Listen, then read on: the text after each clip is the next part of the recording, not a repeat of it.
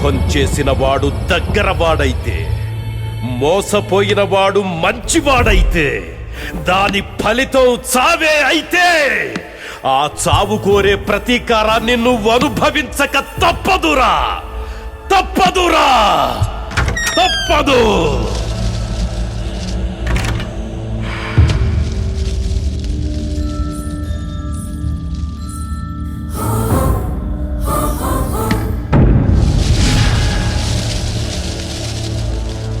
రా రా రారా.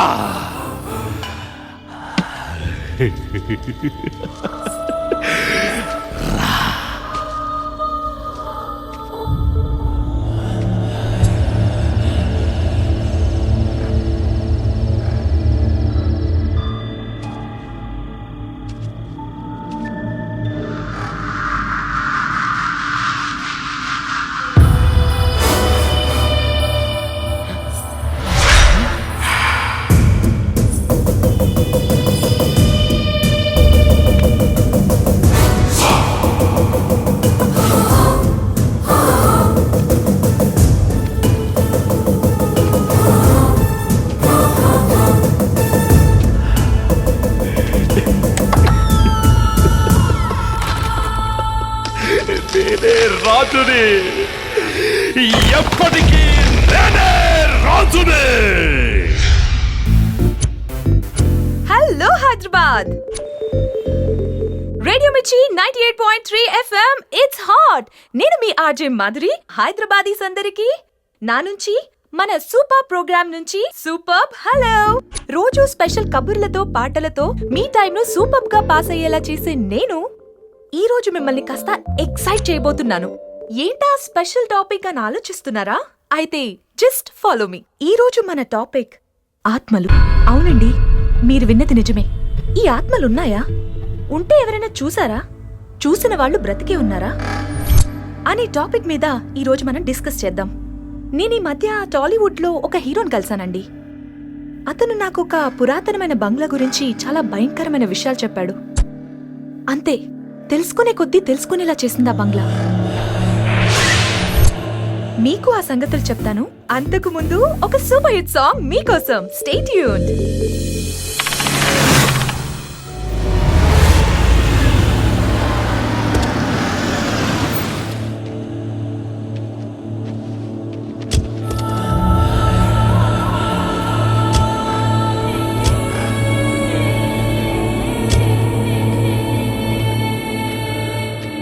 భలే ఉందా లొకేషన్? పాండ్యన్ రాజ్ బంగ్లా ఇది. Shooting Sparta? కాదు, మన story discussion spot. Story discussion కా? మరి హీరో ఎందుకు? డబ్బు వాళ్ళ బాబుది కాబట్టి. మీది కాదా?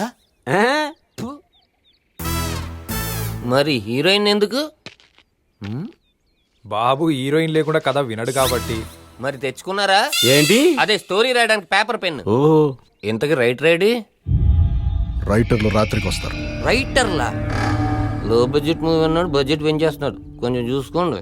మరి నీ రెమ్యునేషన్ దక్కించుకోవచ్చుగా. ఆయన చెప్పినట్టు చేద్దాం, పదండి. అయితే పద. జాగ్రత్త. సారీ, మధ్య కామెడీ చేయడానికి ట్రై చేస్తున్నాడు. పదండి పదండి. అర్థమైందనుకుంటా. వీళ్ళిక్కడికి కథలు రాసుకోవడానికి వచ్చారు. ఆ కథలు వినే ముందు నాకు బాగా తెలిసిన ముగ్గురిని మీకు పరిచయం చేస్తా.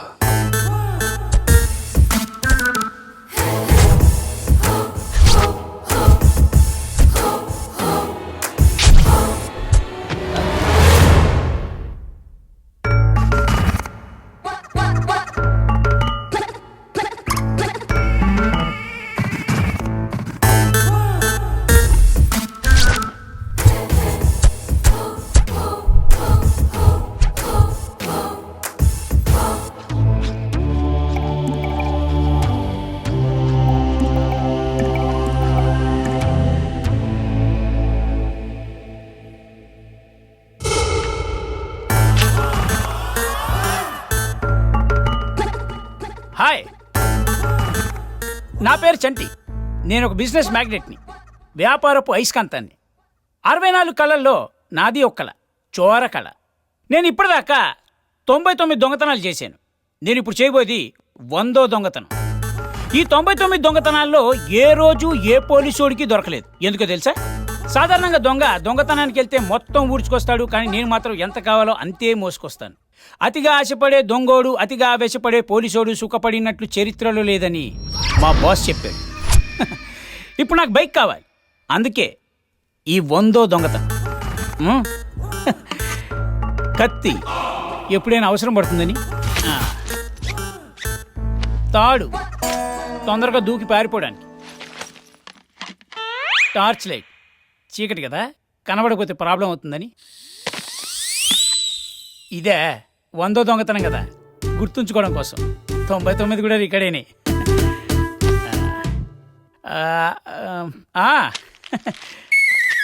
చిప్స్ మధ్యలో ఆకలేస్తే ఎవరిని అడుగుతాం? Self employment.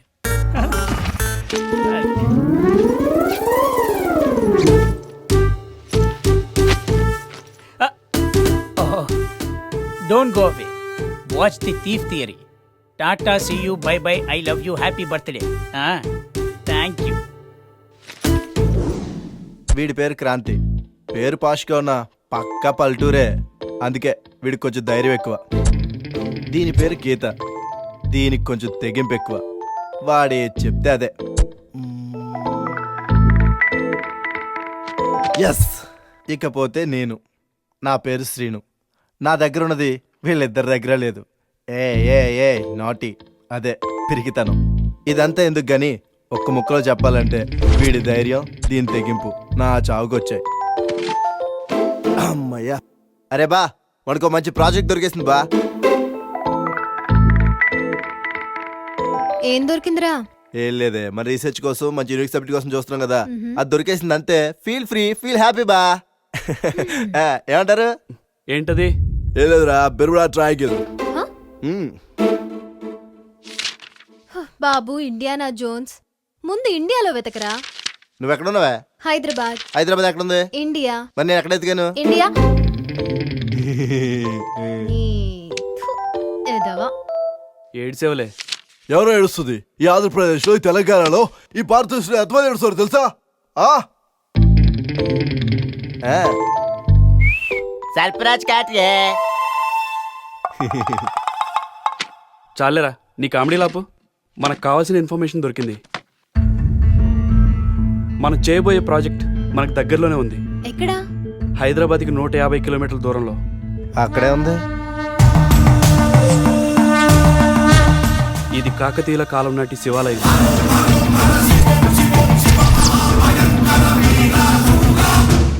అది మన రీసెర్చ్ మెటీరియల్. గుళ్ళో ఏముంటారా? అన్ని రాళ్లేగా. రాళ్ళు కాదురా, వజ్రాలు. వజ్రాలా? You mean diamonds? ఎస్, ఇది మామూలు శివాలయం కాదు, కాకతీయుల వైభవానికి నిదర్శనం. ఇక్కడ వెలిసిన శివుడికి ఎన్నో కథలున్నాయి. ఆయనకి నిత్యం వజ్రాభిషేకం జరిగేది. అయితే 600 ఏళ్ల క్రితం జరిగిన ఒక సంఘటన ఈ గుడి కథను మార్చేసింది. ఆ కాలంలో మహాభక్తుడు ఒక ఆయన ఉండేవాడు. నిరంతరం శివధ్యానంలోనే ఆయన కాలం గడిపేవాడు. కుటుంబం కన్నా ఎక్కువగా గుడిలోనే గడిపేవాడు. అలాంటి ఆయన జీవితంలో ఒక విషాదం చోటు చేసుకుంది. ఆకలి బాధను ఓర్చుకోలేక అతని కొడుకు అర్ధాంతరంగా చనిపోయాడు. తను నమ్మిన దైవం ఆదుకోలేదన్న ఆవేదనతో, అర్థం కాని ఆవేశంలో ఆ భక్తుడు దేవుని సన్నిధిలోని తల బాదుకొని ప్రాణాలు వదిలేశాడు. అది అరిష్టంగా భావించిన ఊరి జనాలు ఆ గుడిని ఆ రోజుతో అలా మూసేశారు. అప్పటి నుండి ఆ గుడి మూతపడే ఉంది. ఈ ఆలయ ఆక్రమణ కోసం ప్రయత్నించిన మహమ్మదీయులు, బ్రిటిష్ వారు ఈ ఆలయంలో అడుగు కూడా పెట్టలేకపోయారు. అడుగు పెట్టిన వాళ్ళందరూ శవాలుగానే తిరిగి వచ్చారు. అలా ఈ ఆలయం కాలానికి ఒక ప్రశ్నగా మిగిలింది. Welcome back. బంగ్లా గురించి మాట్లాడుకుంటున్నాం కదా.